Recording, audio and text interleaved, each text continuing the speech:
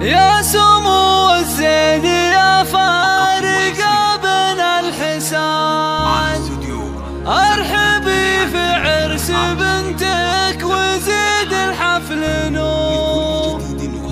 يا ام احمد شرف الحفل يا نبع الحنان، والله انك فعل خير ومصدر للسرور.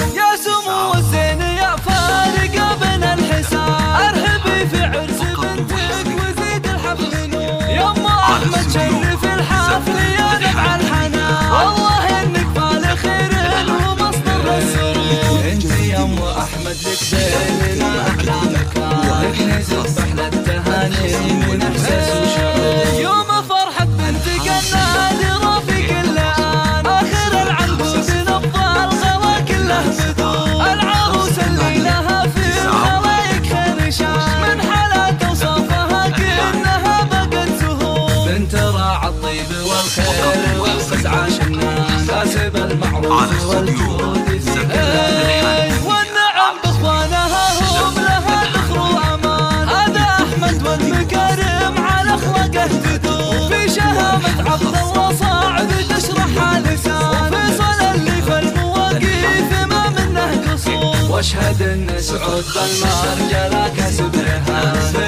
محمد بن زياد على صواب.